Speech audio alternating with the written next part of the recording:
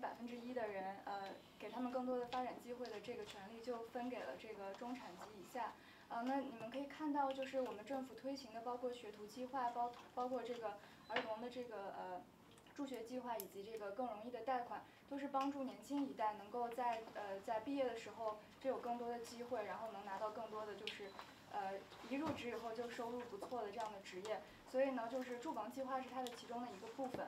那我们的政府呢，就是在通过各种各样的措施在帮助中产以及其他的人。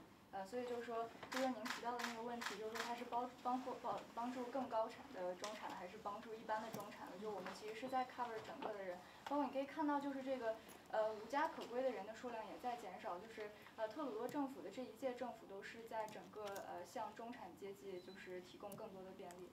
这是我们政府一向以来一直在做的。Thank you, Wendy. Can I ask the question regarding how to define the family in this program? In this case, like independent kids, are they dependent? Are they can put that pool? I think if you are, actually that's a very good question. I'm not even sure I know the exact answer to that. But I think a very simple way to look at it is, if you are a first-time home buyer, and if you are, if you are in a marriage or in a common law situation, and that's how you have, that's how you have articulated, sort of your family status, then you would qualify as that first-time home buyer. So it really is first-time home buyer and the income level. And I would venture to guess that if you have filed your taxes as such, and because you will have to attest to that, then you will have to meet both the fact that you are less than 120,000 and that you are a first-time home buyer. Yeah. That's important, yes. right? Yes. Yeah. Thank you. But I'll get you the technical information because if you could ask me anything about small business and expert promotion. This is Minister Duclos' spot, but I wanted, but as a member of Parliament, this is very important. I wanted to get it out to share this information with the CCRPA. So. Okay, Minister, can we have one more question then? Yes. Maybe the last one, is that right? Or have I have some time? Or? Oh, because of time. Yeah, so maybe like another one. Yeah, so this one and the one more. Okay, one more. Lily, one more question. Okay. Please. Good afternoon, Mr. Hi, Lily. How are you? Yeah, nice to meet you. Yeah, you I too. do have a question. This is a really good program for a lot of people who want to buy the house in market, especially. But for what I know, there's a lot of house in this area. It's more than like $1 million. And this, I just do a simple calculation. That 4 times over $120,000, only like $600,000. Yes.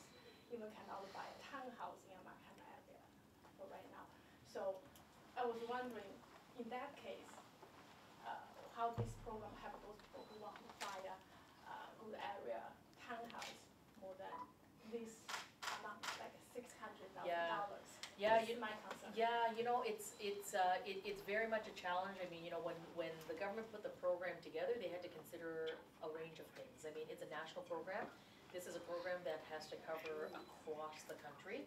So we do know that the Greater Toronto area, so the GTA and in Vancouver, are anomalies. It really does work for everywhere else. But here's the thing that we know, because because the government looked at it.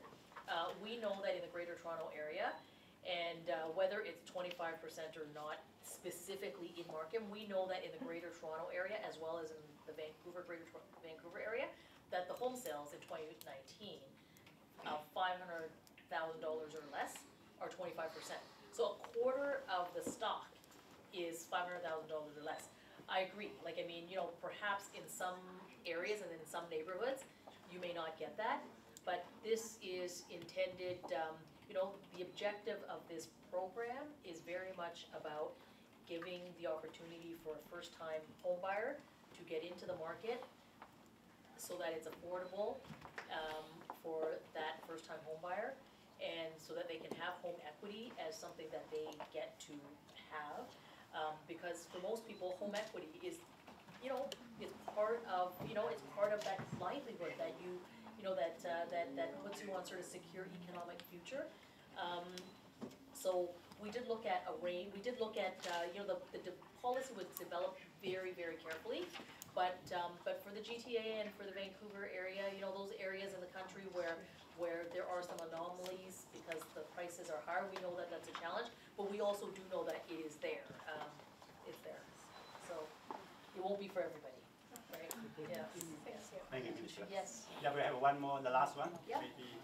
Hi, if after 25 years I still do not want to sell my property, so how do I know how much I need to pay the incentive? Do I need to pay a prepayment penalty? And does the repayment of the incentive is still based on the property's fair market value if I don't want to sell it after 25 years?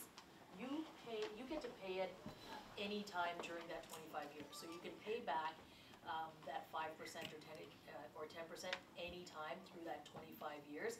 And there is no penalty during that time period. And actually at 25 years, Arthur, do you know the technical answer to that at 25 years? I don't know, you know what, I don't know at 25, so I'll have to come back. Yeah, and you have 25 years to do that. You have 25 years to pay the 5 and the 10%, and you can repay it at any time without penalty. I don't know the answer after 25, so we'll have to get it back to you. I apologize. Yeah.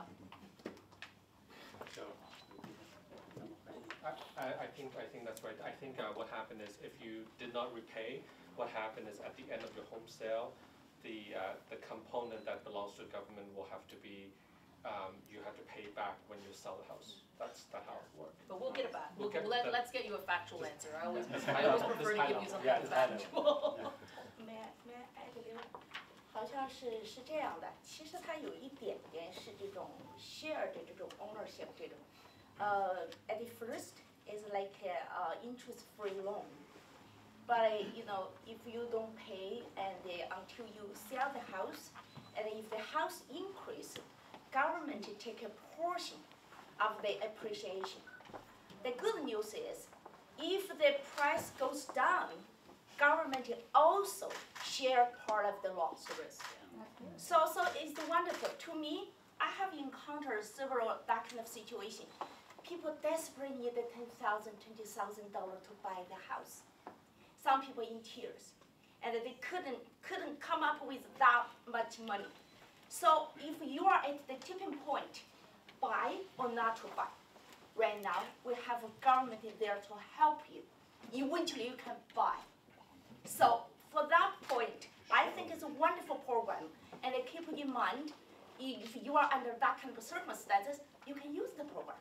And after you get into the ownership, you buy the house. When the house price goes up, government is sharing it back. I think it's fair. So just something.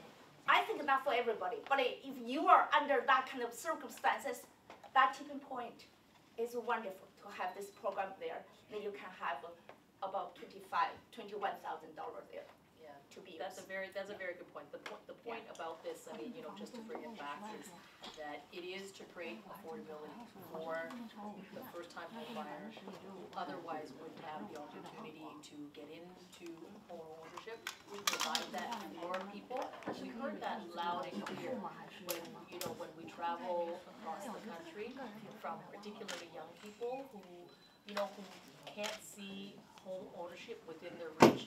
So this is to be able to address that, and the National Housing Strategy is to address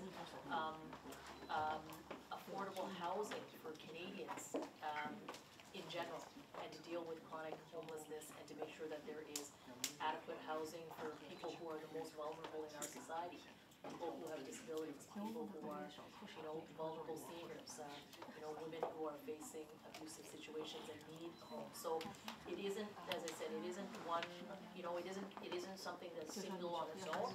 It's something that is developed to complement a range of other initiatives and investments that the government has made. Ultimately, to do what? It's to improve the lives of Canadians. It's to improve the middle class. It's to create, a better society for Canadians. I mean, that's that's why I'm in the business I'm in. I mean, I'm a member of parliament so that I work every day, understanding and listening to the issues that are important to Canadians and middle-class Canadians so that we can improve the lives of, of people. Thank you, Minister. Thank you. Pangdu. Thank you. Next one, we invite our President of CCRPA, Mr. Stevenson, give us a summary for today's roundtable meeting. Thank you Thank for, Thank for you, coming Stephen. back. Yes. Cutting Early out, this morning. cutting out vacation short. Oh my Yeah. goodness, Stephen, Cut thank it you short. so much. Okay, before we finish it, let me write it up, okay. Mary, thank you again for your spending time and sharing Of this course. program with us this afternoon. Okay, if you look around the table, you will find very interesting. There's also lady here, right? Yes. Yes. Yes. And mostly they from the financial sector. Yes. Okay, so before we finish, I want to address another issue. Sure. Okay, I want you to bring our question of respect to government. That's B20. Okay, B20, B20 already create huge impact on the market. So I want our government to review and to rethink about the policy because they almost 2 years. Okay, they finished almost all. Okay, so we want our government to review and rethink, not cancel. We are not having cancellation. Okay, if there is change something. B20. Okay.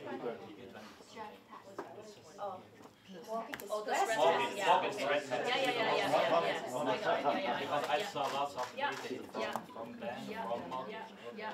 So this is very important for Okay. Not only this program is first time Yeah. buyer Yeah. central program, Yeah. but also B20. Yeah, we will always look at this because, when we look at the work we need to do, I mean, the stress test was put in because we had to address, essentially, we had to address, responses to Canadians who, who were worried about a housing market that was getting too hot and increased debt levels for Canadians, and that's something that you have to be concerned about because it has its effects. But I hear you, as I always do, and I'm very happy to always take input back, to my colleagues who work on this, so that they understand. That's why these are so important because hearing it from the ground is good.